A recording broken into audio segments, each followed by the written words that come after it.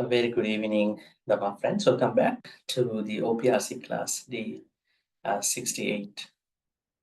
It's been some time we have started OPRC class. Just become a senior now, more than 65. All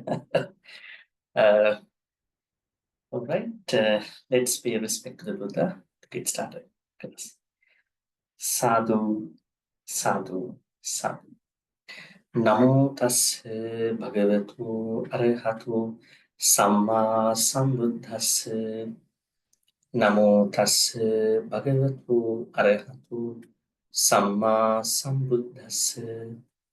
Namo tassa bhagavato arahato samma sambuddhassa.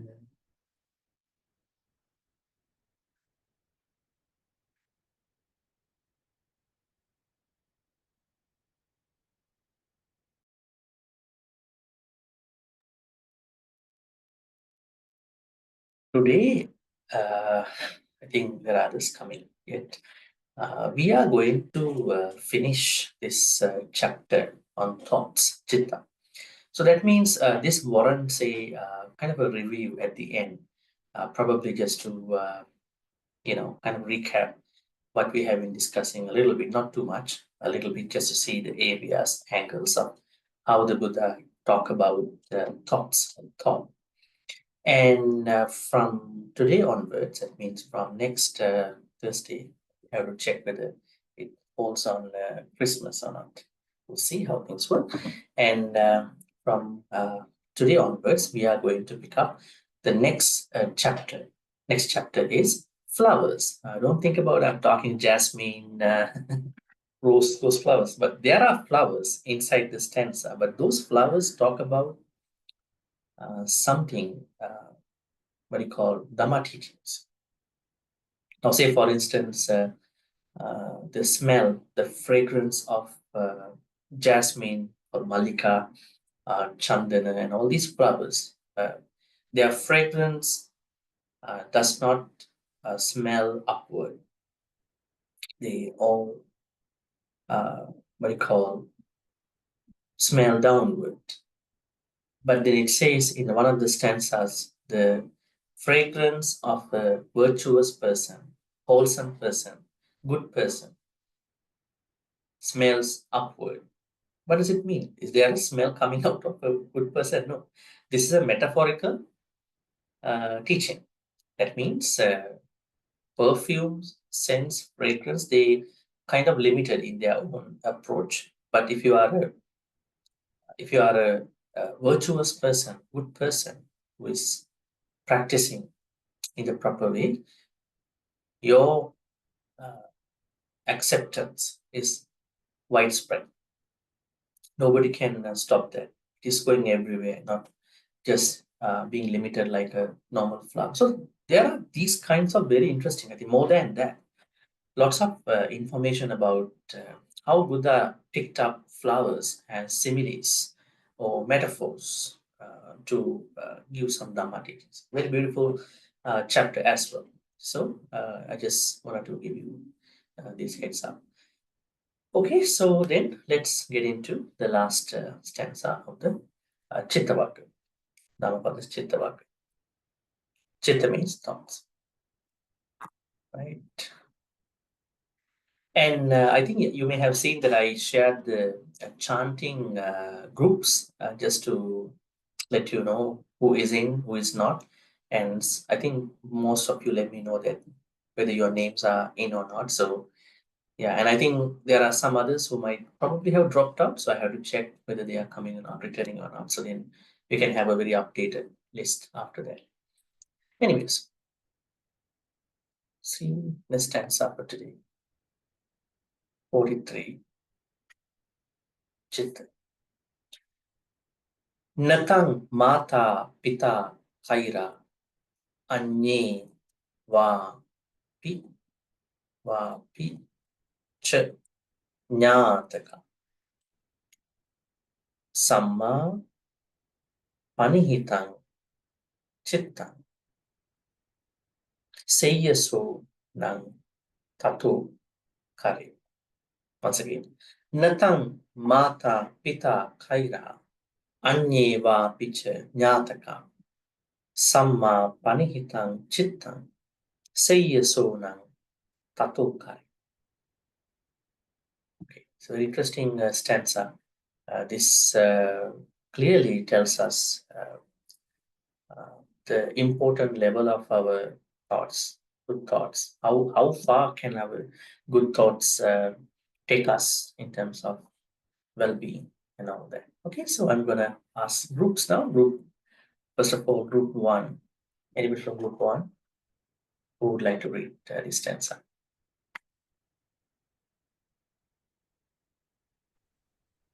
Yes, Melin, please. Sukio tu Bhante. Yes, okay. So, Natam mata pita kaira ani va picha nataka. Sama pani hitang chitang siyaso nang tato kare. yeah, great. Yes. And then group two. Yes.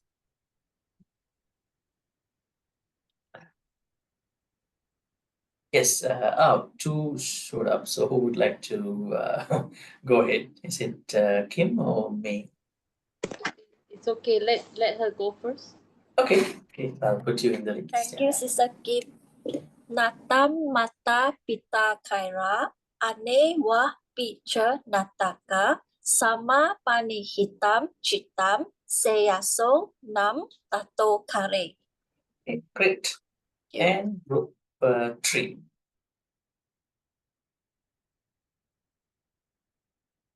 Group three is Beeling from group three. Oh, that she's from group three. Please go ahead. Yeah. Bhante, I'm group 3. Yeah, please. Yeah. Okay. Natang mata pita kaira. Ane wa picha nyatawa.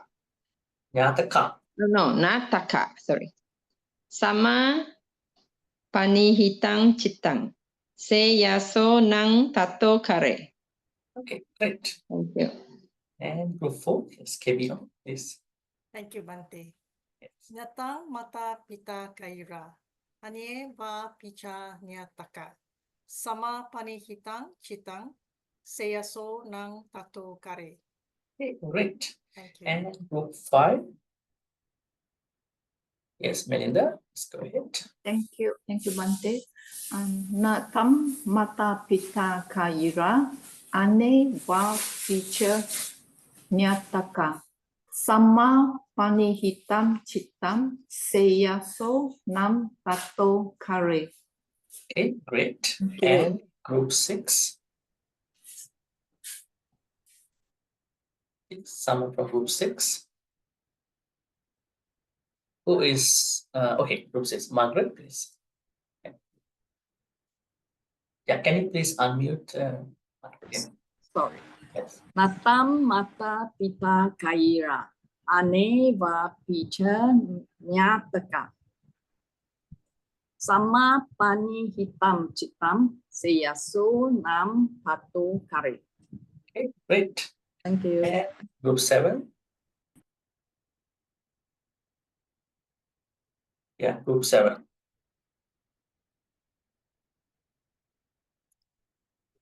Yeah, Celine. Yeah, please go ahead. Yes. Okay. Natam mata pita kaira ane wa picha nataka. Sama pani hitam chitam seyaso nam tato kare. Okay, great. And eight is Doris. Yes, group eight. Thank you, Bhante. Yes. Na tam mata pita kaira, ane va picha nyataka. Sama pani hitam chitam, seyaso nam tato kare. Okay, great. Thank you, Bhante. Okay, then I'm going to open this for the general crowds, starting with Kim, and then us. Thank you, Bhante. Yes. Yeah. Na mata pita kaira. Anye wa picha nyataka. Sama pani hitang chitang. Seyaso nang tato kare. Okay, great. And then Pauline. Yes. Thank you, Bhante. Yes. Natang mata pita kaira, ane wa picha nyataka. Sama pani hitang chitang, seaso nang tato kare. Okay, great. And then we have line change. Thank you. Good evening, Bhante. Evening. Yes. Natang mata pita kaira ane va picha nyataka. Sama panihitang chitang se so nang tato kare. Great. Thank you, Bhante. And CHR. Okay, thank you, Bhante. Okay. Natang mata pita kaira. Anye wa picha nataka. Sama pani hitam chitang. Seyaso nang tato kare. Okay, great. And we have a Sakunli. Yes. Thank you, Bhante. Nam tam mata pita kaira, aneva pi ca nyataka. Sama pahi hitam citam, Sama Panihita. sama pane hitam citam, seyaso nam tato kari. Okay, great. Thank you, And we Bhante. have a Jenny Chambers. Evening, Bhante. Good evening. Yes. Natang mata pita kaira, anye wa picha nyataka. Sama pani hitang chitang, seyaso nang tato kare. Okay, Yeah. great. Thank you. We have Sari. Suki Hotu Bhante. Yes. Bhante, I need some clarification on certain words like the M, especially the M there with a dot above. Which word you need the clarification? All the M here, all the M with a dot. All the M. Yeah, you just follow like five precepts, Sikka, Padang, like that way. And then what about the Panihita. M? There's another type of M is there's a dot below. That one, don't worry. It is about the different types of N. There's no nasal part there. No, not nasal. There's no any what you call M sound over there. Panihita. Just say N. Panihita. You mean which one? You mean the TAM and then there's a dot. If you are looking for N here, second line you can see anye, nya, anye, and the same sound nyataka here, and then here ni, pani, and hitang, chitang, and here nang. It means the M, there's a dot above is we pronounce as NG, like tang. Yeah, you can do so. Or we can also do chitam, like we pronounce as the M sound. Which one is the I correct think one? better to do in the second way, not NG. It's the tam, like that, not tang, because I heard somebody say tang and then tam, so I'm not very sure. No, we try to pronounce the whole word, so you will not be actually finding any issues. Samma panihitang, chitang. So it's not NG. Yeah. How do you pronounce the 5 precepts? Panatipata, Veramani, Sikka Padang. Same. I pronounce as tam, padang. Yeah, Tam. it's okay. Yeah. It's okay. It means it's whether I pronounce as tang or tam is there's no not important, is it? Better you read, so I will check. Please go ahead. All So right. I'll see. Yeah. Save the time. Natang mata pita kaira. Ane wa pi che nya taka. Sama panihitang chitang. Seyaso nang tato kari. Everything is done properly. No problem. No problem. Yes, no problem. Yes. All right. Because sometimes if you're going to pick like letters separately, sometimes I know there are lots of curious thoughts about it. Then you might find difficulties. But when you read as a whole word, it should be okay. Mostly this M sound. And so, thank you. Yeah. Okay, and then Pochu. Good evening. Thank you, Bhante. Good evening. Yes. Nyatam mata pita kayira. Anewa picha nyataka. Sama panihitam chitam. Seyaso nang tato kare. Okay, great. Thank you, And we Bhante. have a Champakla. Yes. Good evening, Bhante. Good evening. Please go ahead. Natam mata pita kayira. Anewa picha nyataka. Sama pani hitam chitam. Seyaso nam tato kare. Okay, great. Thank And you, Bhante. finally, Susan. Thank you, Bhante. Yes. Good evening. Good evening. Natam mata pita kayira. Anyeva picha nyataka. Sama panihitam chitam. Seyasonam tato kare. Okay, great. Thank you. All right. Anybody else who would like to read this stanza, the last stanza of this chapter?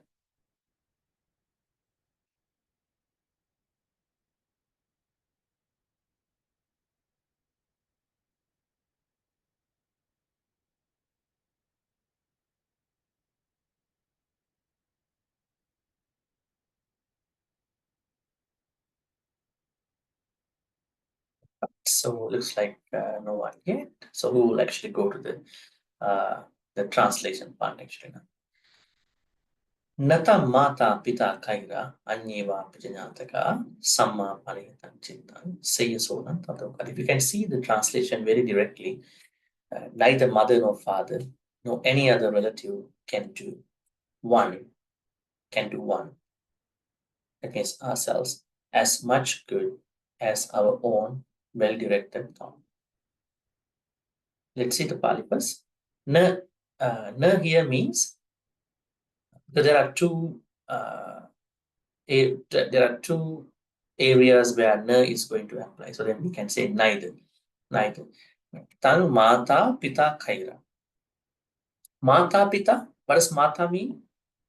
Mother. Pita means Father. father. Mother and father. Right?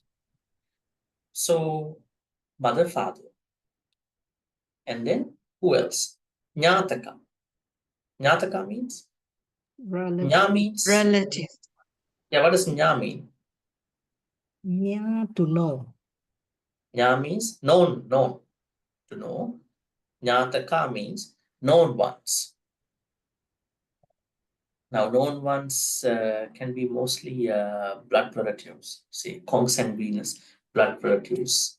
But we know a lot of people actually, life. So now here it means known ones, presumably the blood relatives over here. Mother, father. So there is 1 and 2, then Nyataka, 3. There are 3 types of people here. Mother, father, relatives. Oh, Anye.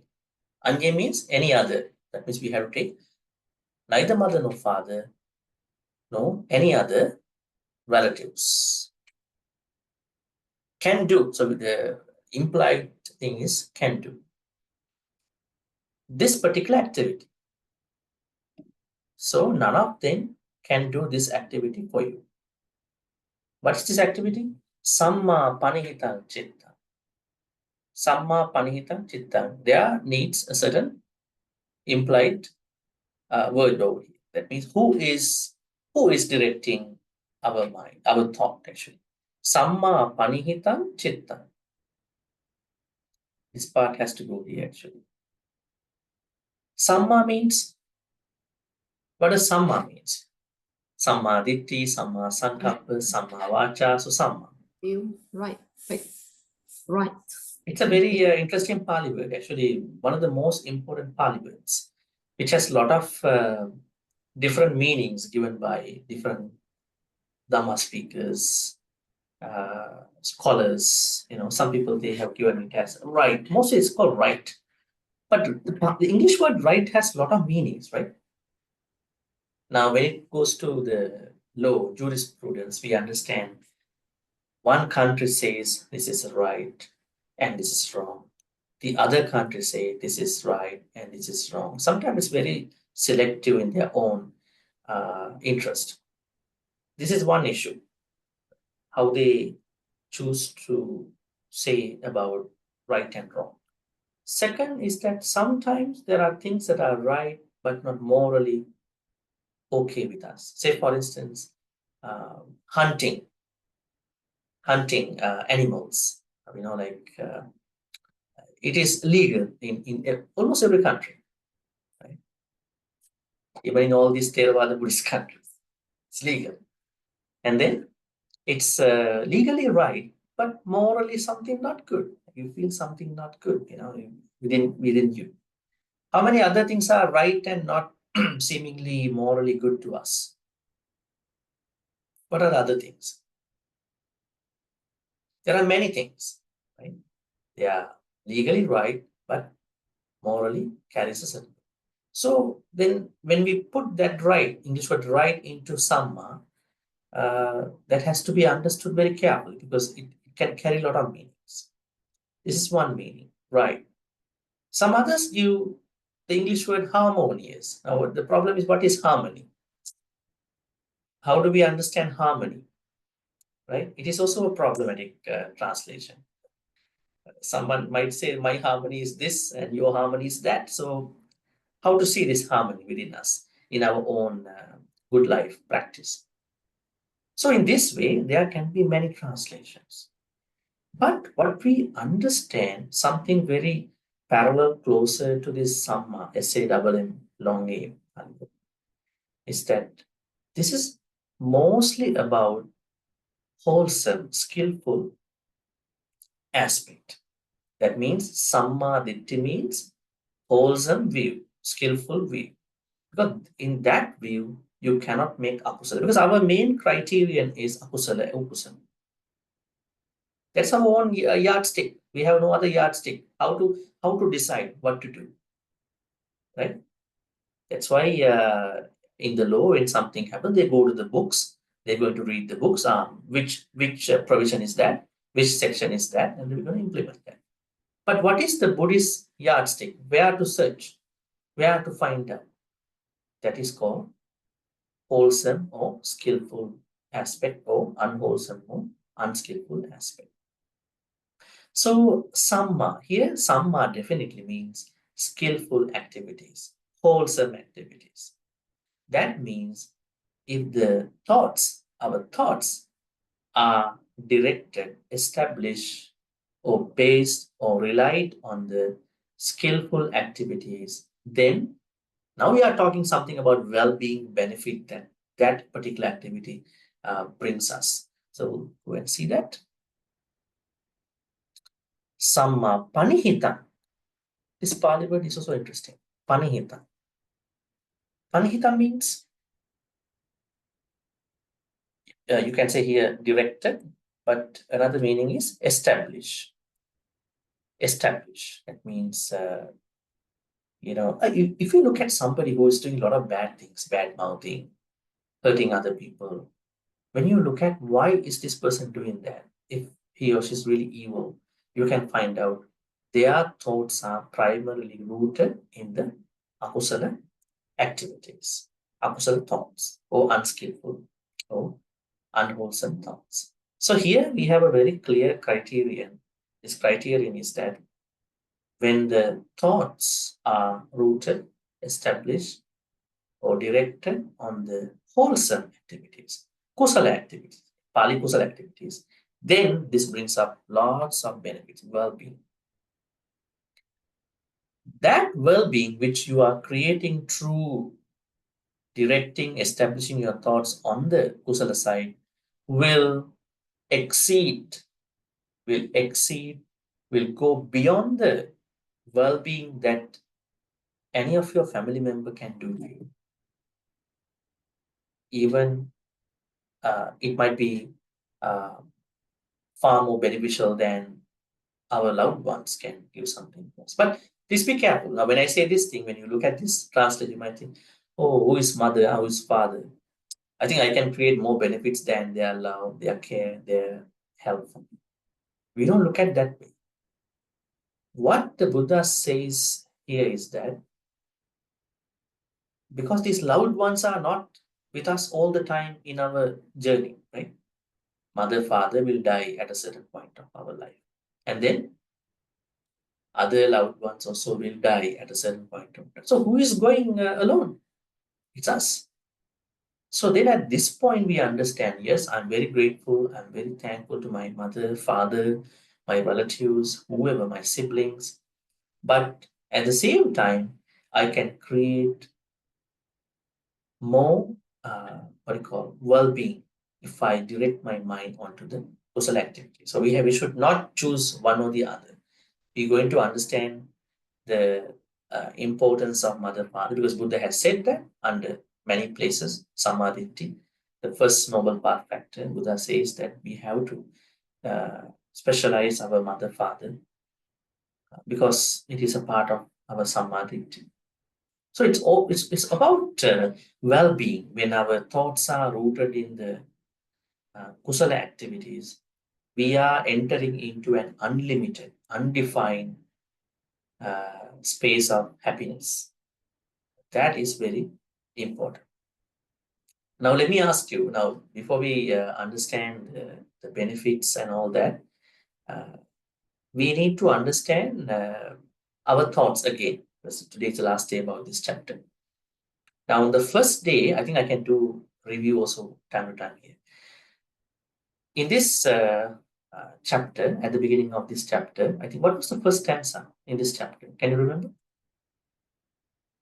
What was it? How did we start this chapter? Chittavakka's first stanza. Pandanang chapalang chittang durakkang dunnivarya ujung karuti medavi usukaru vatena. It started with a certain challenging situation. Now here, last stanza says if you do something, if you take care of your thoughts very well, the benefit that you are going to achieve cannot be even discussed, cannot be even specified. But in the first stanza of the chapter, it says it's very difficult to take care of the thoughts. Remember? It says the thoughts are always palpitating and then they are very fickle, very difficult to take care, very difficult to prevent the impact sometimes. If somebody is going to put all these thoughts onto the kusala side, that would be very wholesome, an ideal. And then you can see on the second stanza, it is the nature of the thoughts. It's like a fish that was drawn out of the water, going here and there, going back. So it's very difficult to take care of thought. But as the chapter unfolds, you can see the Buddha is saying that no, it's not that challenging, it's not that difficult. If we understand the proper way, it's very easy to keep us concentrated, keep us calm, so can focus. So, and then at a certain point of the stanza, now today is going to be 11th one. So this chapter has 11 stanzas. The Buddha says that wholesome mind can do far better than anything, far better than anybody. A wholesome. Then we have to understand what is the unwholesome thought, what is the wholesome thought, which finally becomes the mind. What did I share with you a few weeks ago? How to, in a story where someone was struggling a lot about practicing Dhamma. Remember the businessman who finally became a monk, and then the teacher, mentor, gave him 2 advices, and he got stuck like a sandwich, and then he decided to leave the temple to become a layperson. At that point, Buddha wanted to help him, and what did the Buddha ask him? can you do one small thing? It's not a small thing, it's important. What is it? Can you take care of your thoughts? Then everything else will happen. Actually, if you take care of your thoughts, all the Abhidhamma also will come to you, all the Vinaya also come to you, everything will come to you. So that is the most important part of the practice. So I think I have to bring this idea back. That means taking care of the thoughts is the most important activity in our practice. You may not need to sit down for that, because why do I say you may not need to sit down all the time? Because thoughts are happening even when you are not sitting down. So how are you going to do it? How are you going to do things for that kind of thought? You may sit down, then you kind of focus, yes, time to time. But thoughts are happening all the time. It's like a gondola, right? What do you call cable car? Even people are not at the bottom of the place, it goes down and it goes up. Thoughts are coming and going. So then, if we have a practice of taking care of the thoughts anytime, then it will be the most important thing that we need to understand out of all these verses and stanzas. Now let me ask you, thoughts. Says in the last week we discussed about miccha panihita, a thought that was ill-directed, and today a thought that is well-directed. Now I'm asking you, what is an ill-directed thought? What is a well-directed thought? Ill-directed definitely means akusala. Well-directed definitely means kusala. So let me know, how does someone ill-direct one's thoughts? And what is a thought? That's also an interesting point. In Pali we call chitta, C-A-T-T-A. Yes. Pauline. Yes. Yes. Bhante, I like the Dvaita Vitaka Sutta, where Buddha teaches us how to deal with wholesome thoughts and unwholesome thoughts, and finally, eventually, he found that even if we think too much of the wholesome thoughts, eventually it tires our mind and body, then it doesn't lead to sama samadhi. I kind of like that sutta. Does that help? That where we learn to discern what sort of thoughts are arising and to contemplate whether it leads to harm to ourselves and to others, and from there we start moving towards wholesome thoughts. That particular sutta actually is about something you can do when you properly direct your mind and thoughts. Now, what if that your source of thoughts is not still okay? Then what to discern? You see, I mean, it's not that you sit down and then you review, listen all the time. We have to create a source, and then we can do the Dvita Vitaka practice. There is another portion that has to be added. What is it? Energy balance. As you said there in your comment, when we are too excited about doing good, too excited, then we're getting exhausted. And then sometimes that can give us another distracted mind. Now thinking that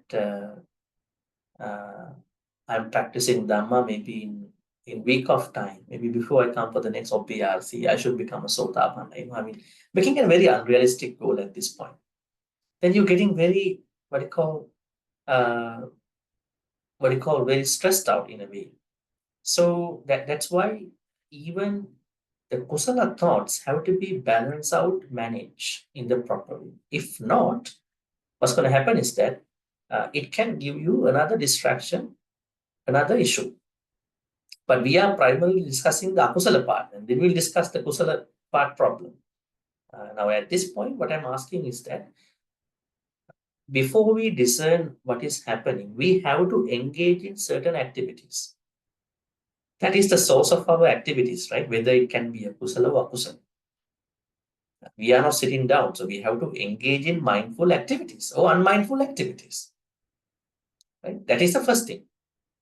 So then, how are we creating a good source of activities? That means skillful activities. There are how many skillful activities are there? 10, Bhante. 10 skillful activities. This is the source. These 10 are the main, what you call, the main source of our any activity which we will take to meditation, reflection, wise attention. So before we pick up the methodologies that we know in Buddhism, we have to make our source better. That means if we have to check whether we are dealing with the source properly. Is there a certain similar source of activities that we all are going through in our life, in your household? I don't think so.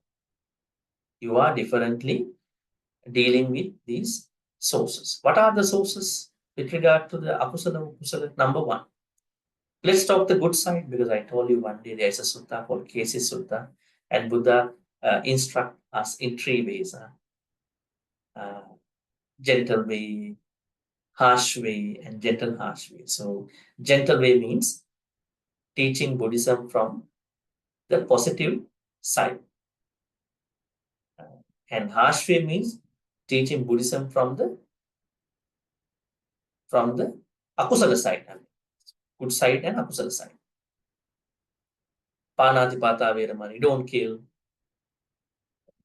When someone is telling you, don't do that, do you have an impression that that person thinks you may do that if that person is not going to tell you like that? You may have an impression, why are you telling me like this? I haven't done anything wrong, And then that person might say, just in case. Just in case if you do it. But why do you tell me that just in case? Because I'm not a bad person. So this attitude, this approach of teaching Dhamma is called harsh way Buddhism, parusa. So if somebody is teaching you Dhamma from the positive side, take care of beings, take care of other people's stuff, engage in sexual conduct, not misconduct. Speak the truth all the time. Keep your mind always alert about what's happening, thoughts alert about what's happening. This is what kind of training is, what kind of way of teaching is this? Gentle way. Gentle way, nice way. This is nice way in Buddhism. What if that somebody is teaching you, don't kill, don't steal, don't sexually misbehave, don't lie, don't drink and whatever, and then what is this? This is called the harsh way. I think we can find dozens of people who are talking like that outside. Even the country, government also, don't litter, don't do this thing, don't vandalize, So somebody had vandalized already. So then they're putting everything on other people too. So let me ask you in that gentle approach, this question. So then now there is a thought that is going to be well-rooted, well-directed. So what are the activities that we can create this well-directed thought, kusala thought?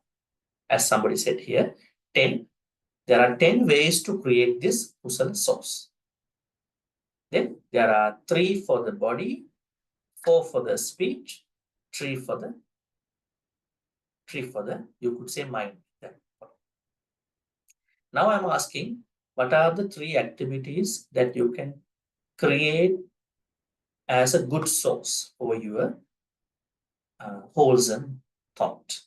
You have to create that. Nobody will do it for you. Now, this is what we understand here. Mother cannot do that. Mother can tell you. But it is up to you. You or not. So also the other relatives. So what are the 3 activities that you can create an abundant source of wholesomeness, skillfulness through the body? Tell me those 3 activities. Number 1.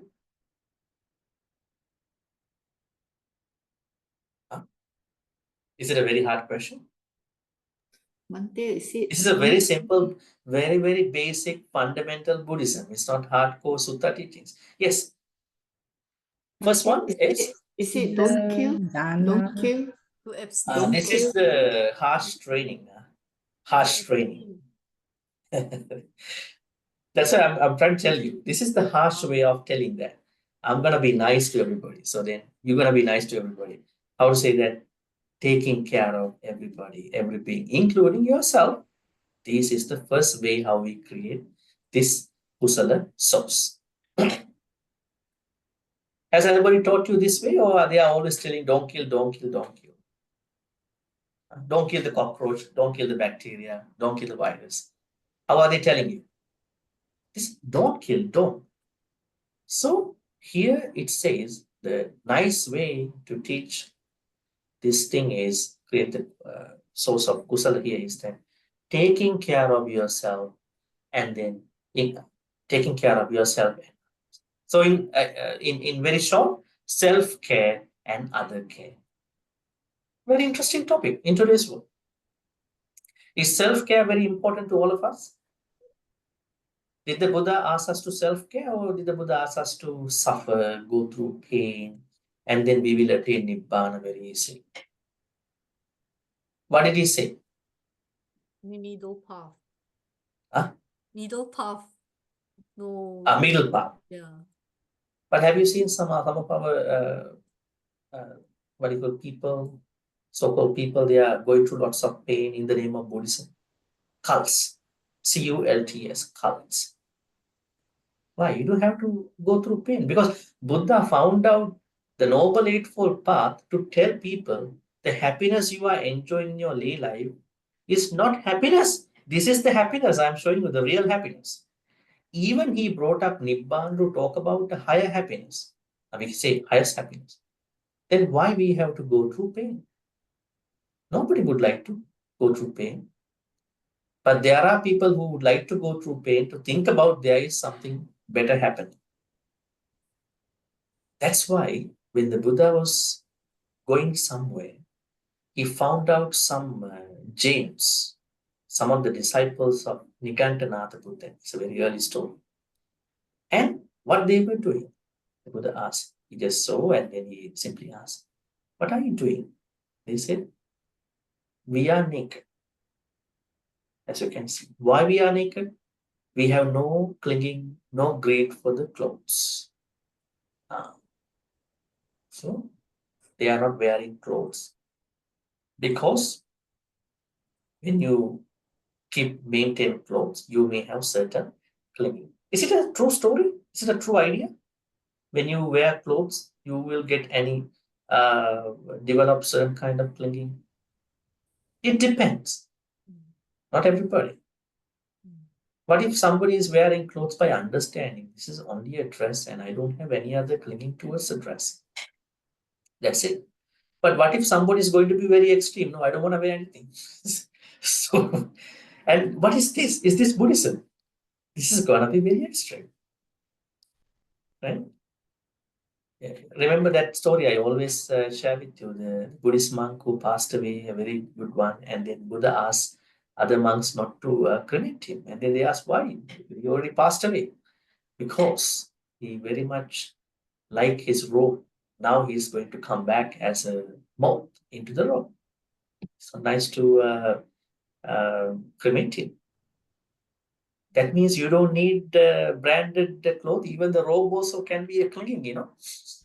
You don't need even your traditional outfit, even your clothes you bought 20 years ago that you're keeping in your wardrobe also can be the clinging. It doesn't, that's why I'm telling you, it doesn't matter the branded clothing or generic clothing you buy from the thrift store. What matters is what you are developing inside of your mind towards that clothing. It does not always involve cost, right? So then they said to Buddha, we don't wear, because why we wear? Because we wear, we have a lot of akusala that we are developing. Buddha did not tell them, Buddha just wanted to ask. Then the Buddha saw further other things, and they were explaining, self-explaining. You know what? We don't take showers for 2 years now. the dirt has been piled up for 2-3 inches. So yeah, so the body is not important. This is just a piece of firewood. Even this can be used for firewood. So we don't wash our body. Okay. He did not share anything about this thing. He just simply wanted to listen to these people. And then they said, what is this broom that you have? Because we believe when we want to walk, we have to sweep the floor before we go, and then we make sure there are no tiny creatures on our way. Okay. And then finally, they said something that we don't drink water drawn from the rivers, lakes. So we are drawing the water from the rivers and other those places, and then we boil it, and then we make sure that there are no creatures in there. They never knew that when they are boiling, they are killing all these tiny creatures. I mean, that's what happening. Like when you, why are you boiling water for what, right? They did not know that part. And then the Buddha asked, why are you doing these practices for? What is your purpose? He said, Bhante, we all have done bad karma in our past life. So now we are paying upfront. We are paying off them upfront. So it's very easy for us to go to a new life when we pass away without previous bad karma. I actually asked in my clearing bad karma retreat, have you already followed James' way, Nigantanatha Buddha's way to clear the bad karma? Then Buddha learned this. So what we need to understand here is that giving pain to the body will not give you happiness. But it does not always, on the other hand, mean giving lots of happiness also to the body also does not create that happiness. It's always the moderation and then this understanding of not falling into what you call giving pain and then giving unnecessary happiness. So here, take self-care, other care is what the Buddha says in terms of the first skillful activity. So what are you supposed to do then in the first place? Self-care and other care. Even when you are going to do self-care, other care, then there's another challenge coming up. What is that challenge? Some people want to do more self-care, or some people want to do more other care, so they don't balance out these two. Sometimes there are people who are becoming very selfish in their approach. And sometimes there are people who are always doing things for other people. They don't take care of their life. They don't eat properly. They don't sleep. They don't take care of their emotions, feelings, and other people always take advantage of them. All these are issues. So self-care, other care, once you bring yourself to that level, you balance out self-care, other care. So this is what we understand by taking care of oneself and others. Is the first skill. It's a skillful activity. What is it? It is the first kusala activity. We can talk more and more, but I think we don't have lots of time because we have a story coming up. Number 2 is not even taking care of other beings and yourself, but also their possessions, their things, their belongings. You never want to walk away in not helping their stuff. Think about lots of moments where you had time to steal other people's stuff. When somebody's purse, some bills, some coins drop from somebody's wallet, somebody's purse on the way.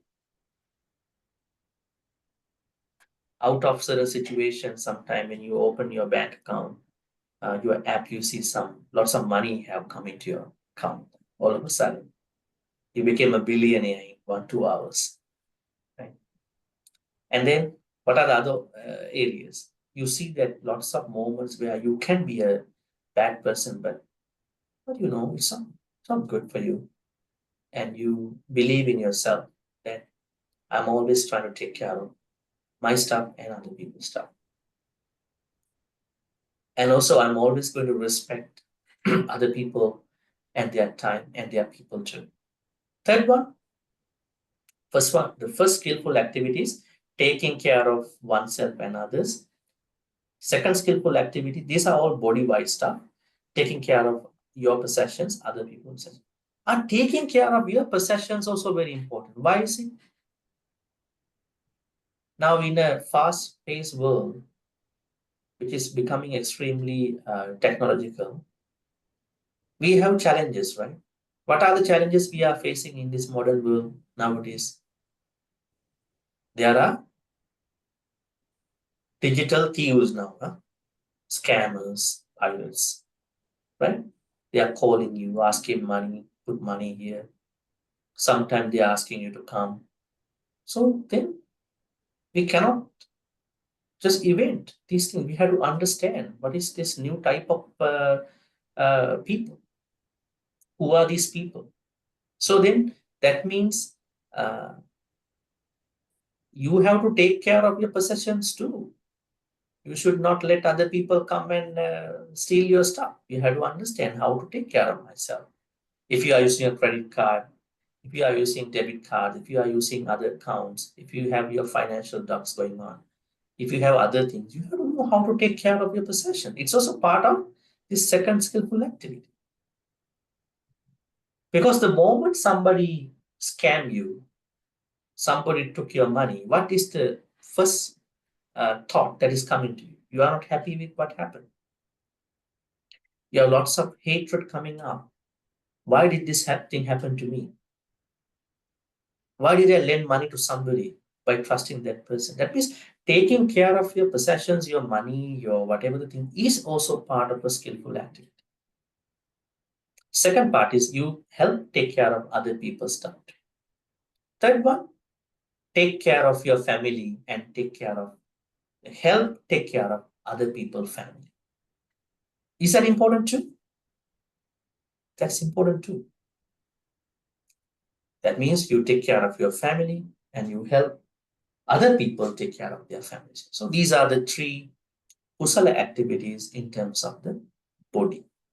Then we are entering into the speech where you do a lot of akusalas if you want to do, if you are happy to. Speech. What are the akusalas or kusalas? We are talking about kusala side.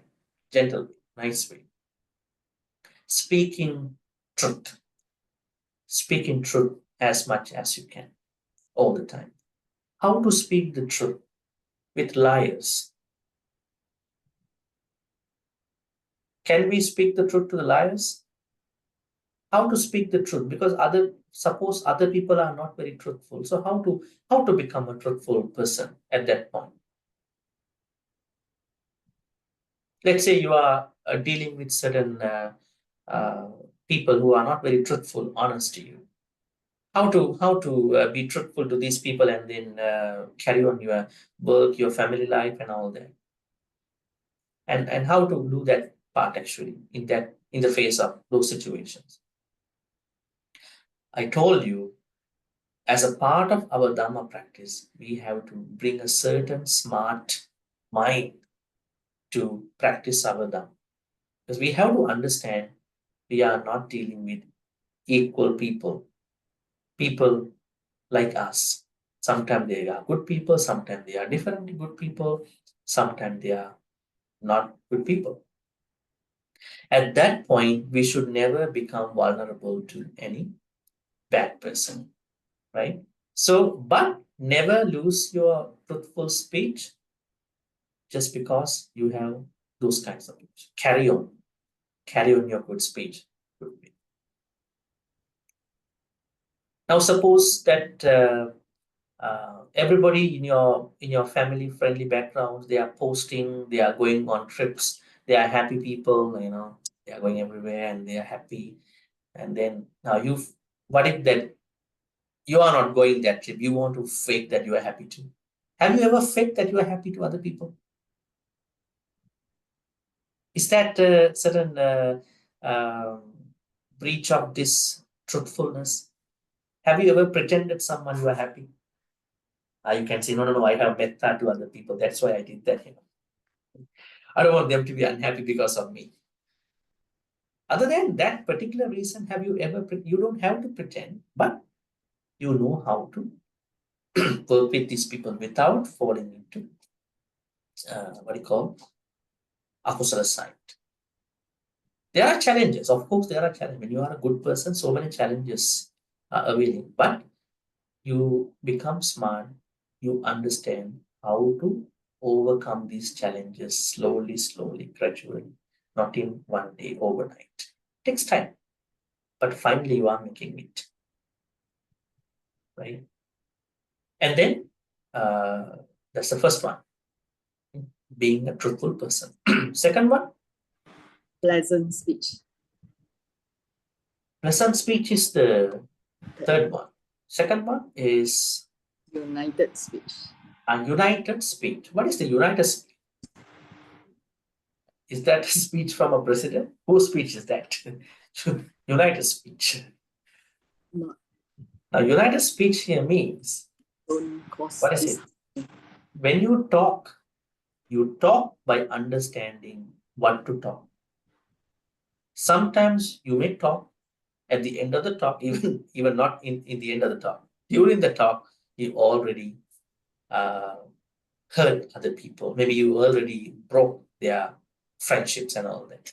So that means when you talk, you need to know how to talk without what you call breaking that divisive, without breaking that united, what you call peaceful speech. That means you should never break other people's friendships, relationships, and all that. So that means it is something that can be challenging to some other people who always talk without thinking what will be the impact, right? And there are people who are very happy at the end. I was very straight, and I speak up all the time. But the problem is we have to talk by understanding what to talk, where to talk, when to talk, and all that. So a Buddhist can be straight by understanding those areas, not that just talk what is coming to his or her mind, thoughts. So that means you are talking by understanding what you are talking and the contents and all that. And then the third one is, actually, when you are somebody like that, many people like you because they know that you are not going to do anything unnecessary in your speech. The third one is, the third awesome speech is pleasant speech. How important is the pleasant speech? How important is that? Pleasant speech, courteous, polite speech is very important. But be careful, there are bad people who are talking to you very nicely too sometimes. So you need to understand why are they talking to me like this. But anyways, pleasant speech. You are trying to speak in a nice, kind way. Is this a challenge to some other people in our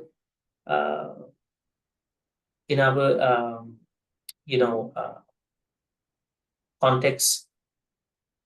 Some people might find it very difficult to talk nicely, kindly. Maybe the way that they have been used to talk. How to talk pleasant? What are the things that someone needs to talk pleasant? Let me ask you.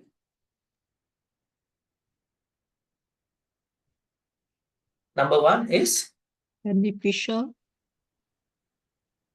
Pardon me? Beneficial, Bhante. Make sure that it's Beneficial. Beneficial. This is a kind of a little bit.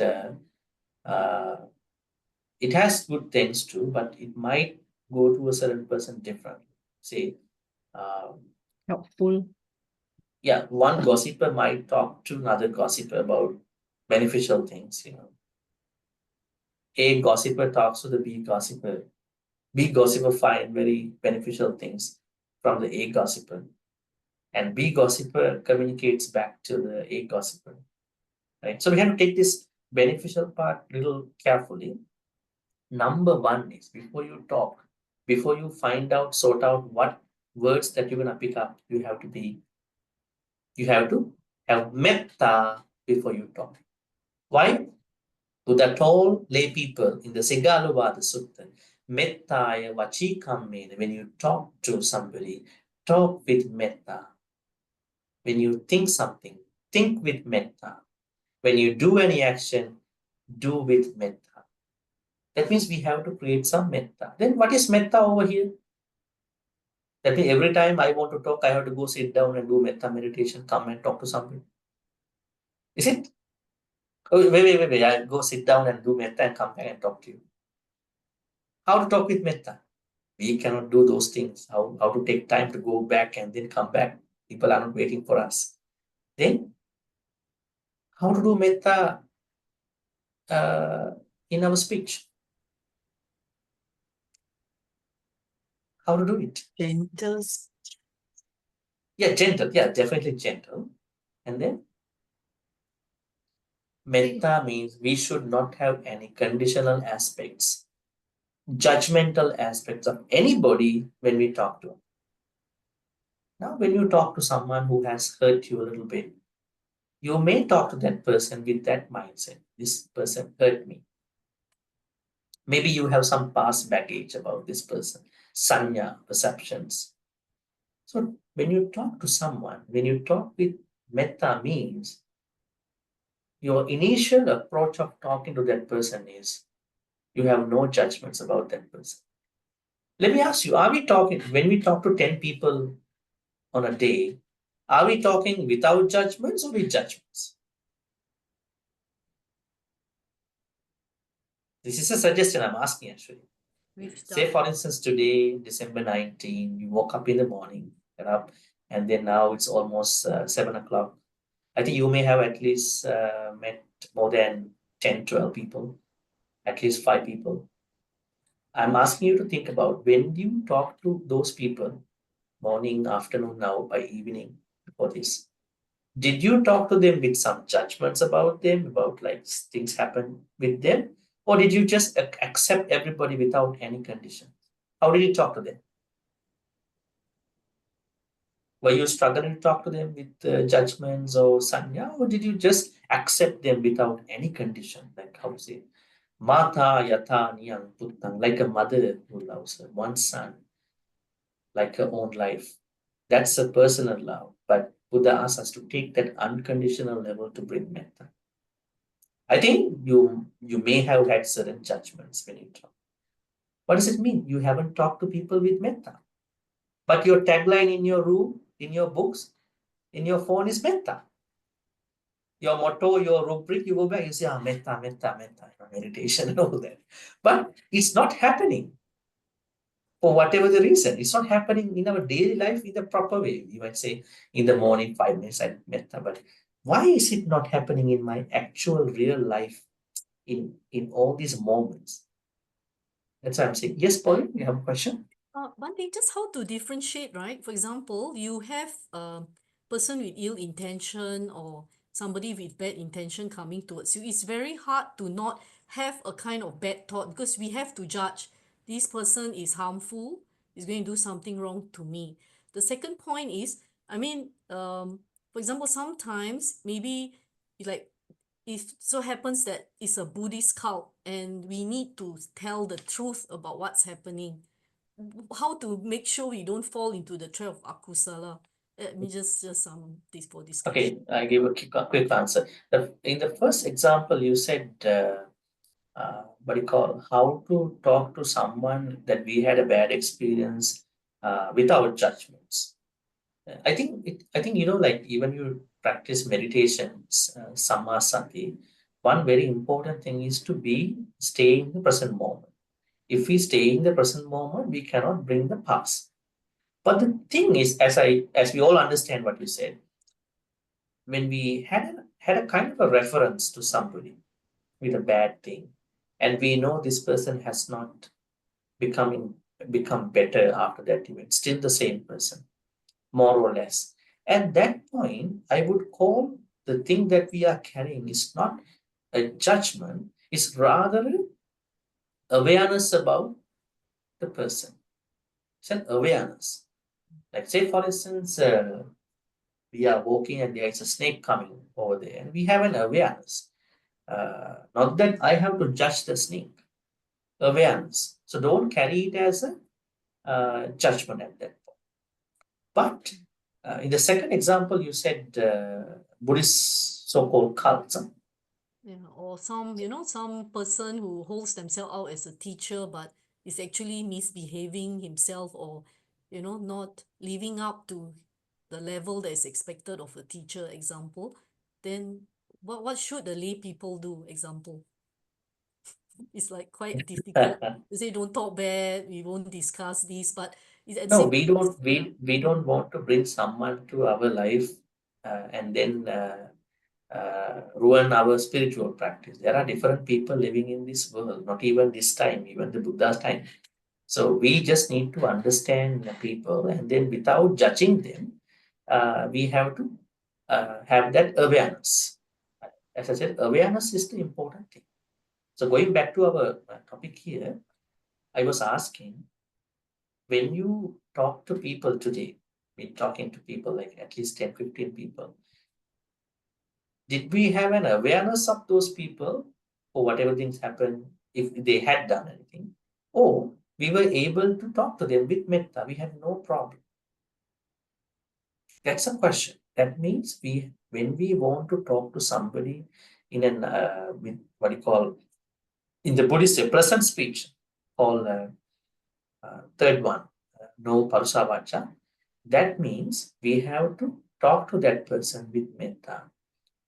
But the things such as the bad experiences have to be understood with some awareness, because you are already keeping a certain awareness about this person.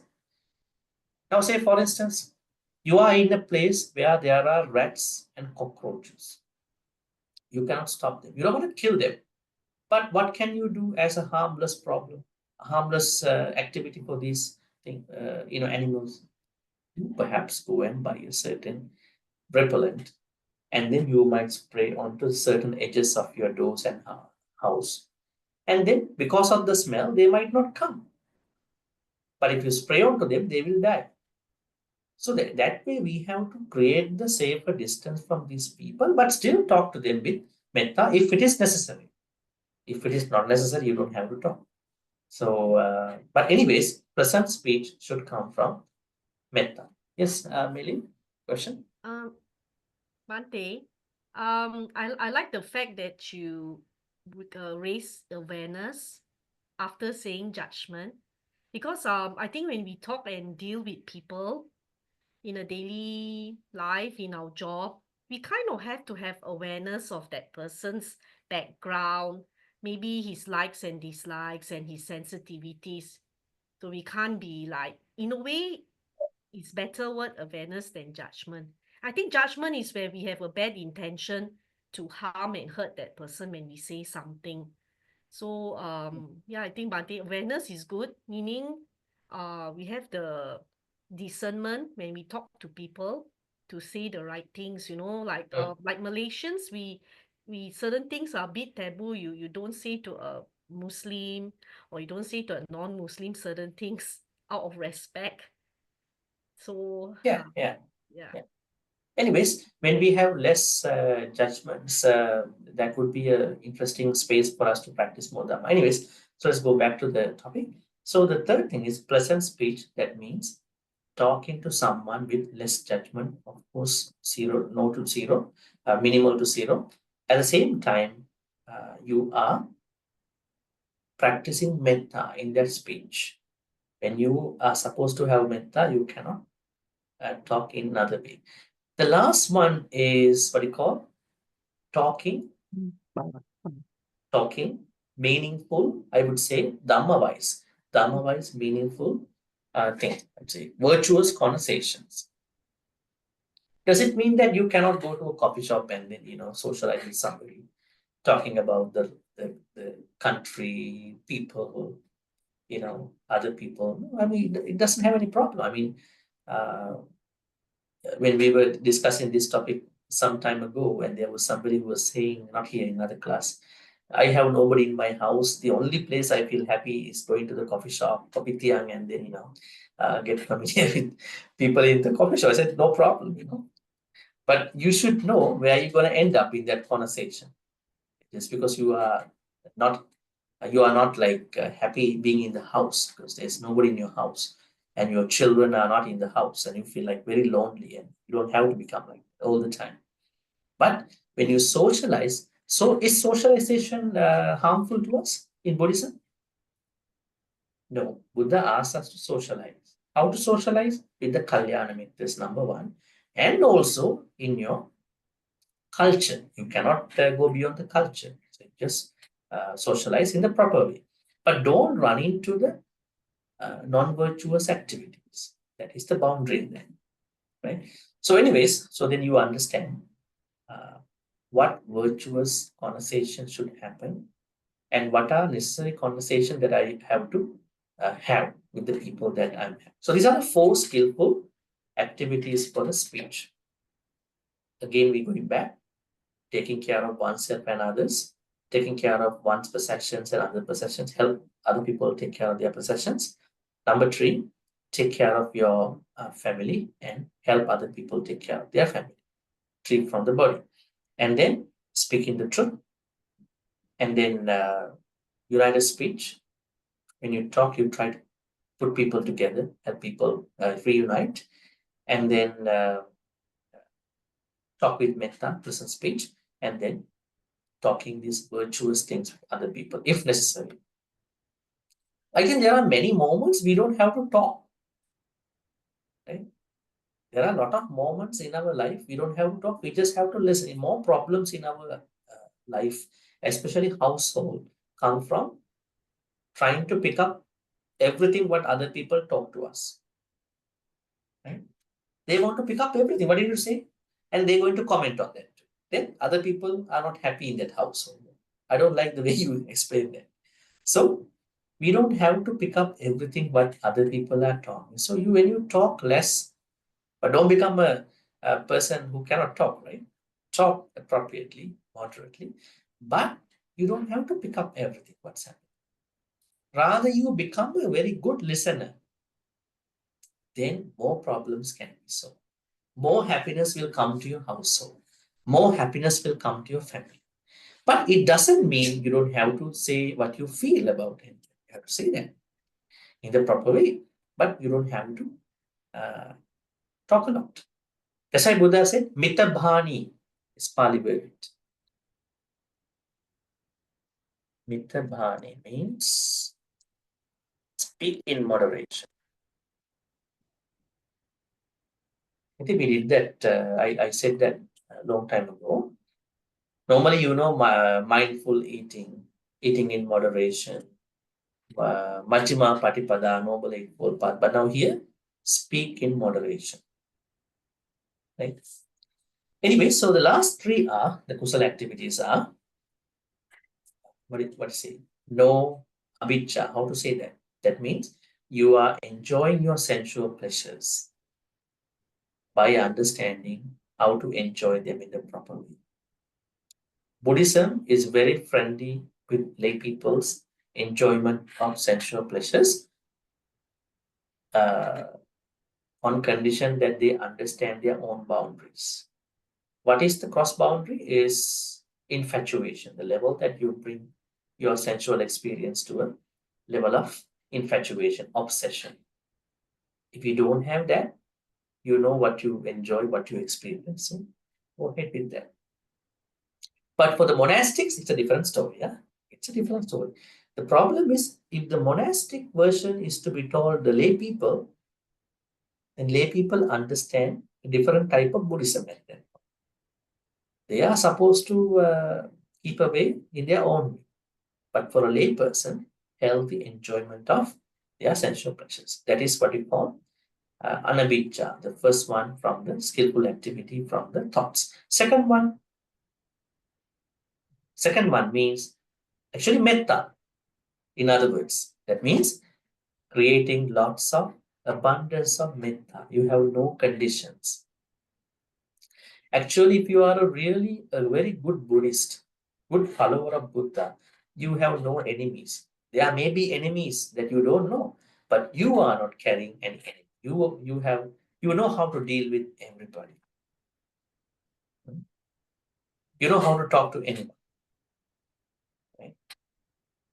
And then the last one is practicing sammaditi, wholesome V. I think we discussed that too. So now you understand that these are the 10 kusala activities that someone has to establish someone's mind, thoughts all the time. Bring your thoughts onto these 10 kusala activities. Then the happiness, the benefits of the well-being that you are creating when you have your thoughts on these 10 skillful activities are far more than the benefits you have inherited from your family members. But it does not impede, it does not depreciate mother, father, family members' help that they have given to us. We understand that, we are thankful, grateful to them all the time, but you are going on your own spiritual journey. For that spiritual journey, you can create more happiness than anybody. Okay, there's a story that I wanted to share now. This story is very interesting. The story is about, let's go and take a look about the name. You can see the stories. Soreya Vattu. Soreya. What does Soreya means? Actually, Soreya was a banker, like Anath Peninka. And Soreya was traveling from Soreya city, actually the city name was Soreya. Soreya city to Takkasila. What is Takkasila? This one. Takkasila. So he and one of his friends traveling from Soreya to Takkasila. Okay. What is Takkasila? Takkasila is the capital of Gandhar. Gandhar. What is Gandhar? One of the very important states in that ancient India. What is Gandhara now? Gandhara means it's the northwestern side of the Pakistan, and then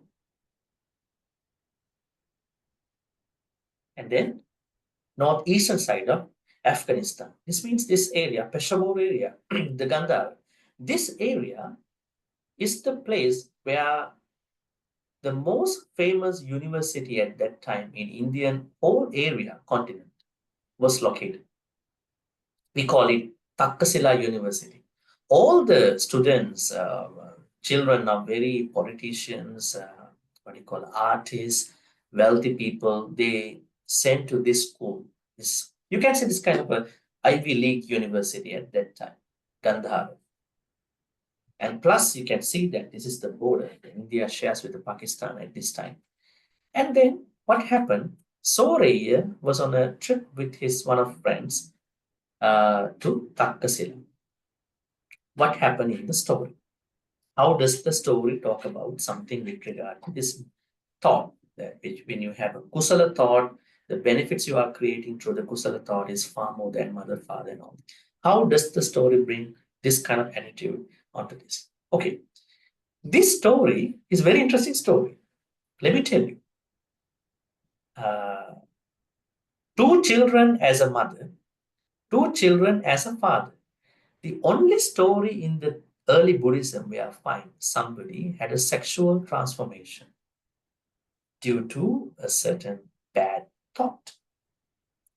Very interesting. That means you can see that there are people who want to change their sexuality. They want to probably get some injections, right? If possible. This is the only story we see there was a sexual transformation from man to a woman and woman to man back again. And then when the man had two children before becoming a woman, and then after he became a woman, he got two children. He again went back to a man. Why did this thing happen? The power of the thoughts. Interesting.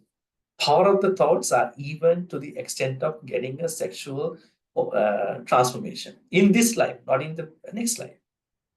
Okay, let me make it very short for the time. Soreya was going to Takkasila with his friend. On the way, he saw a Buddhist monk was going for Pindapat. He doesn't know about who that is. The monk was not a normal monk. Arahan Kachai. Arahan Kachai. Let me write that for you. Kachai. Some people say Kachai. Kachai. What does Kachayana mean? Kachayana means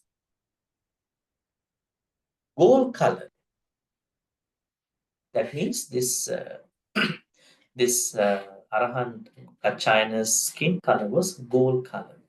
So when the Sauraya saw this monk, the Arahant, he doesn't know, he had a very bad thought. What was the bad thought he got? May my wife have the same color that this monk had. Oh, may he become my wife. These are two, what do you call, kind of fantasies that came to his mind. Okay? Immediately, he became a woman. That's the nice thing here, interesting thing. Why? Because he had the bad thought about an Arahant, one of the very foremost Arahants under the 80 Arahant, great 80 Arahants under the Shakyamuni Buddha. So now he was very embarrassed, and then he didn't know what happened. He left the card. Then the others were finding out. Where was Sore? The banker saw he was not to be seen. So he somehow managed to go to another area on the road, and he found another car, and he somehow managed to go to the Takkasila actually. When he went to Takkasila city, now she, and somehow she met the main banker in that city, and that banker fell in love with her, and then they got married. In the previous position, he had 2 sons, 2 children, and then after she got 2. One day, the friend that he was going to Takkasila happened to come to Takkasila, and then he recognized some sort of physical things, and then he asked, "What are you doing here?" And then he said, "Because I had a bad thought about this monk, and I became a woman, and then at that point, and then I'm like this." Then he said, "Your mother, father thought you already dead, and they even did the dana for you in the city where you were living. So did you ever apologize to the monk?" He said, "No, because I just ran away from him." Okay, I think he should be somewhere today on Pindapata. Let's go and apologize to him. And then they went, and then they apologized. Actually, he apologized that I had a very bad thought about you, and then I became like this. And then what happened? He became a man back again. Now, this story should not be misunderstood, right? It means when you have a bad thought, you become a woman. That becoming a woman is a bad thing. It's not like that. The idea here is that when you are fantasizing people like that, there are certain repercussions in the Buddhist thought. Then what happened? He came back, and then before he is coming back, he told the Takkasila banker, "I'm going to become a monk." And then he said, "Don't leave us because you have 2 children over here." And then anyways, he left, and then monks started asking after he became a monk that you had 2 children from the previous thing, and then now you had 2. You again went back to this position, and then who would you like most? He said, "The 2 children I had from being a lady." But anyways, Buddha used this story to say that the thoughts are very powerful. If you don't take care of your thoughts, things can happen. Now, this is a good story. You can become a man or woman. But what if you become somebody else? You are not a normal person at that point. You are even incapable of many things at that point. We see lots of people like that sometimes, right? So that means all these facilities, accomplishment of a good, what you call a human, carry certain good karma, bad karma in the past, not even in the past, but also in this life. So the moral of the story is never come up with these kinds of, not even Sangha members, but also other people. Because fantasizing has certain repercussions. And then that's why if you take care of your thoughts, more good things will happen, even nobody can give you. That is the story of Sori. And Sori became a monk at the end, and he even enlightened after some time. All right, any questions about today, about this story, maybe the stanza, or about any questions about anything that we discuss about the thoughts, Chittavanga? So we can then discuss. Yes, Jenny, please. Yeah, sorry, Bhante. Can you repeat the what do you call the skillful deeds for number 9? I didn't really get that. Number 9 is metta. Sorry, metta. Oh. Yeah, metta, because the opposite is ill will. Ill will means you are wishing bad others. So then opposite is metta. Okay, thank you.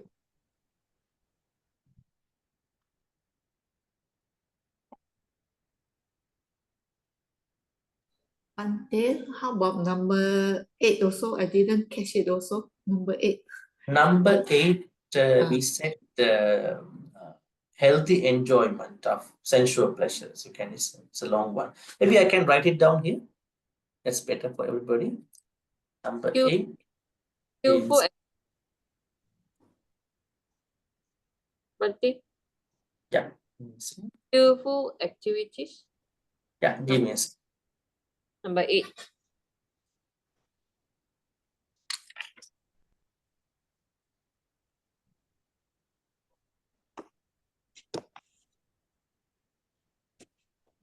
Okay. You can say like this. 8 is like this. 9 is metta. 10 is right view. Is samadhi. Yeah, right. Yeah, samadhi. So then what I was trying to say, 10 skillful activities as the source of well-directed mind. This is our topic today, well-directed, we can say. Samma Panihitang Chitta. Okay, this is what we were discussing today. So in that list, we discussed 1, 2, 3, 4, 5, 6, 7. This is 8, 9, 10. If you want more, maybe you can say take care of you and others. Number 1, number 2, take care of your belongings and others. Number 3, take care of your family and help take care of others. Number 4, speaking truth. Number 5, united speech. Number 6, pleasant speech, and I added something easy to understand. Speak with metta. And number 7,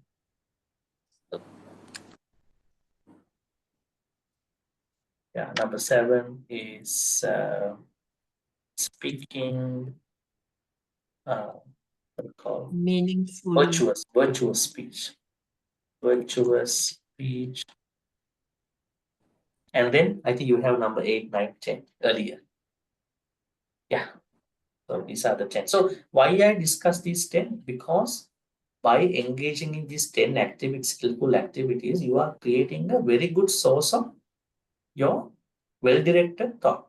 Now we go back to the Veda Vitakka Sutta. as Ponit said here.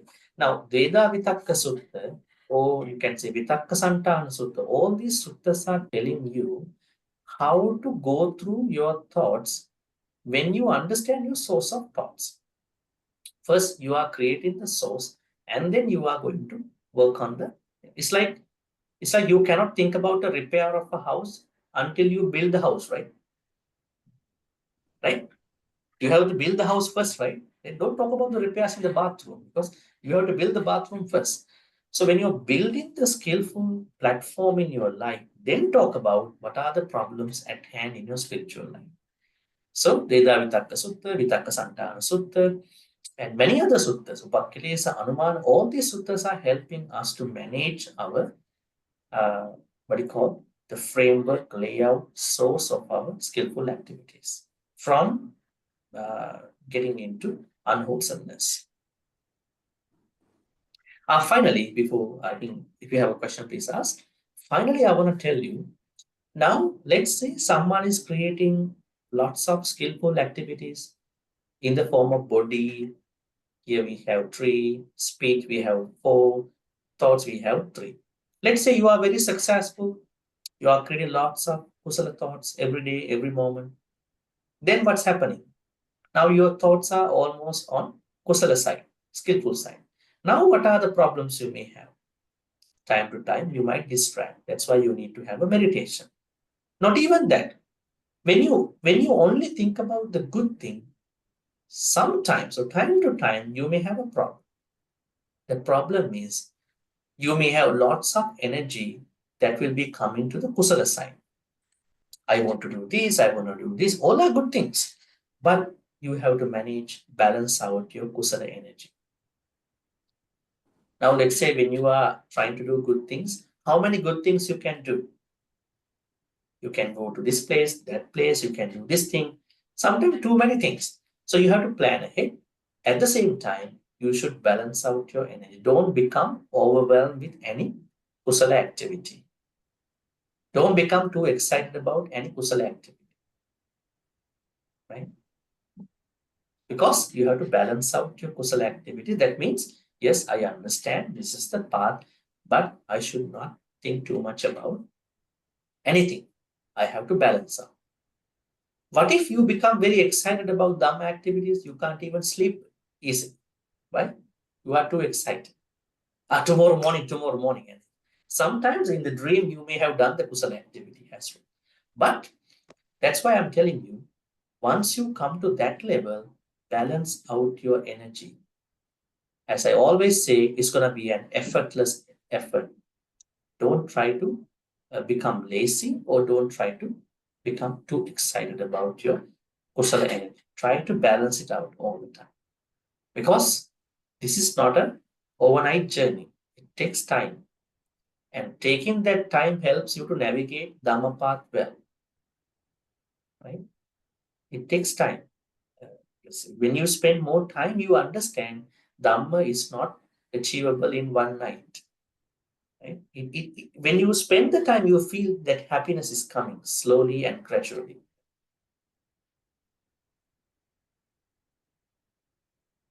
It's like you try to find out the whole water in a fountain. Can you find out in one day? How to deal with the fountain? Let it come. Let it come slowly every day. Because water is bubbling out of the fountain. But if you find out, where is this much of water coming from? That is not a good question. Don't look at it. It's a fountain. Let it bubble up, slowly, and then you will see the water. So in the same way, once you come to that level, first work on your kusala activities, 10 kusala activities, slowly make the progress. You will make the progress, and then your challenge will be how to balance out too much energy for the kusala activities. So then you will be perfectly fine in that balance. Okay, we can take one more question. If not, we can wrap this up. Any more questions for today? Sorry, Bhante. Can you list out just now the few suttas that you mentioned? Few suttas. Okay. Yeah. One sutta I think Pauline mentioned is the one is Dveda Vitakka. Veda Vitakka Sutta. What's the number? I think all these are Majjhima Nikaya suttas. Veda Vitakka. It's going to be 19. MN 19. Another sutta is Vitakka Santana Sutta. So it's a very interesting one.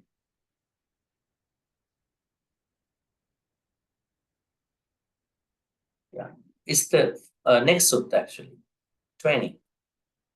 Vitakka Santana Sutta.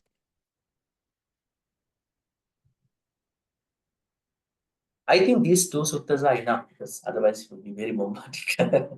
Yeah. If you want to follow up, these are long suttas actually. So I think if you read slowly, it will give you. They are not mandatory. Okay, none of these suttas are mandatory, but they give you certain ideas to think about our thought. Now again, there's a problem. Then you might think about chitta and then vitakka. Dveda vitakka. Vitakka santana. Dveda vitakka means the thought. This is not thought actually. Vitakka simply means initial thought. It's a part of, it's something inside the thought. Vitakka means an ability to take a thought. And then there's another word called vichara. Vichara means when you have the thought, when you have the vitakka, vitakka is not enough to the thought, for the thought to operate. So vitakka needs vichara to give the help to the thought to operate. Vitakka, vichara are two consistencies within the thought, chitta.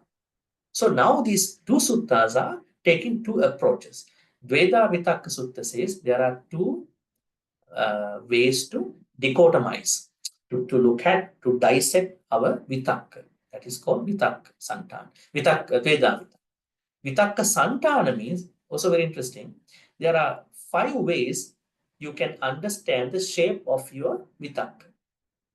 So you can do certain activities for the vitakka. So they are interesting too. So I mean, whenever you have time, you can read. Yes. But today, our OPRC was about an interesting section of our chitta. Probably this is the most important thing too. If you really take care of your thoughts from unskillful activities, there are 10 unskillful activities which are the opposite of these 10, then you are entering into a life, a spiritual life, happy life that cannot be even replaced by anybody in your life, even your family members. So that life is in your hand. So then it is up to you to decide what are you going to do or not. So just think about, while being thankful and grateful to your parents and others, you also need to think about that side too. All right. If you don't have any more questions, then we are going to, any more questions? Bhante, Yes. last week you mentioned the chitta have 3 words, right? One is chitta, one is thought, and then the last one is vinya, is it? No. I didn't say chitta has 3 words. I said this No, the mind. No, let me tell you. We are juggling with English words. You know, the cognitive process, thinking, thought, whatever. With regard to the thinking, there are 3 Pali words that are available. So that means Buddha talks about thinking, the cognition in 3 Pali words. Cognition. Number 1 is mano. Number 2 is chitta. Number 3 is vinyana. So chitta can be translated as a thought. Mano is the mind. Vijnana has 2 ideas, 2 ways to look at it. One is higher level of our thoughts, and the other one is the consciousness that goes from this life to the next life, our karma. So, in order to understand what the Buddha said about thinking, cognition, we must understand these three Pali words, Chitta, Mano, Chitta, and Vijnana. Make sense? Yep, got it. Thank you. All right, I think we're going to wrap this up at this point. And then next day, we are going to start with Puppavaka. Puppa means flowers. I think you know this Pali word. Where do you know this Pali word? You know, in what do you call Puppa. Puppa means flower. There are other Pali words too. Kusuma. Okay, so may all the good karmas we've been making today by understanding the importance of taking care of our thoughts and how they help us to create lots of well-being in our life. In addition to that, we've been finalizing Chittavaka today. We learned a lot about how thoughts operate. Finally, as I just said, how thinking works in our mindset. All these are very helpful teachings. I hope that you will bring them into your practice. May all these good karmas that we've been creating throughout this chapter and even today be transferred to all the departed ones who passed away in the name of all of us. May they be well and happy. May they attain the supreme bliss of Him. Sadhu, sadhu, sadhu. Idam niñatinam huntu sukita huntu ñatayo. Idam niñatinam huntu sukita huntu ñatayo. Idam niñatinam huntu sukita huntu ñatayo. At the same time, may all the good karmas be shared and received by Deva, Naga, and all non-human beings. We also actually share good karmas with living beings as well. May all these Deva, Naga, and Mahitikas and all others be well and happy. May they protect and bless all of us for good health, quality of life, prosperity, and safety. May they in particular bless our Dhamma journey. Lots of blessings, especially may our Dhamma journeys become consistent, seamless at the same time, flowing, growing all the time. May Devanaga Mahitika also at the same time attain the supreme bliss of Nibbana. Sadhu, sadhu, sadhu. Ittavatacha amhehi sampatang punya sampadang sabbe deva anumodantu sabbasang patti siddhya.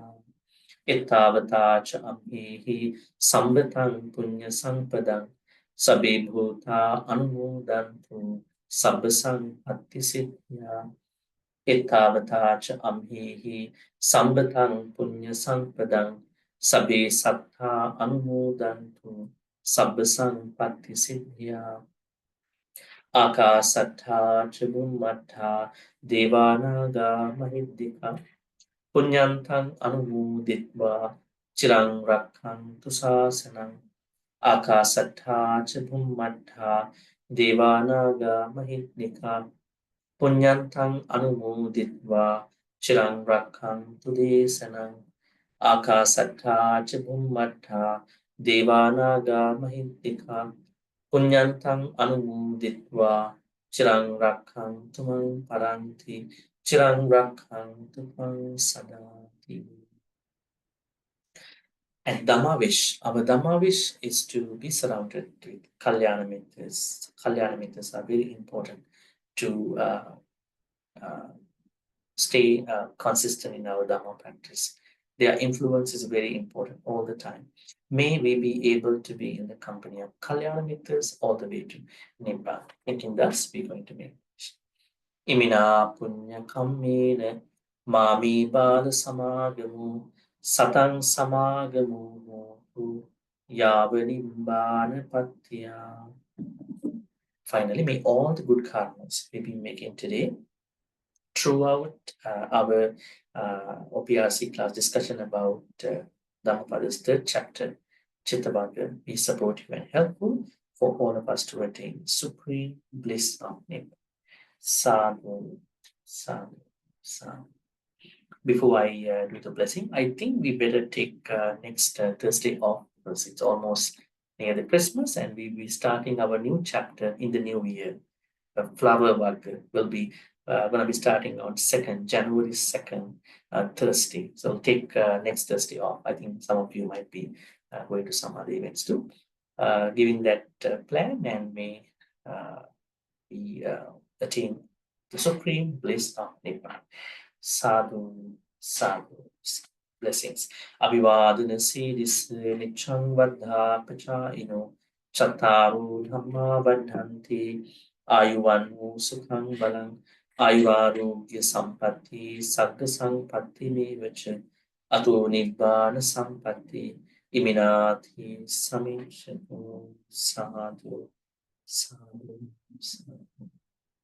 With the hope of seeing you on January 2nd, New Year. Wishing you a pleasant night at the same time. Wishing you a happy New Year at the same time. Yes. Thank you, everyone. Good night. Thank you, Bhante. Bhante. Wish you happy Bhante. New Thank you, Year. Bhante. Wishing a happy new year. New Year to you, Bhante. Everyone. Next year, more class. Happy New Year to everyone. Yes. you. Night. Next year. Bless you, Bhante. No? Bye. Bye. Thank you. Bye-bye. Thank you, Bhante. Thank Happy New you. Year. Happy New Year. Yes. Bhante, Happy New Year. Merry Happy Christmas. New Year. Merry Christmas too. Yes. I'm in the Philippines. I have no choice to celebrate Christmas. So, yes. Okay. Yes. Have a good celebration, Bhante. Yes. Manila. Yes. So, next day. Take care. Yeah, take care too. Yes. Good. Good night. Good night, Melinda.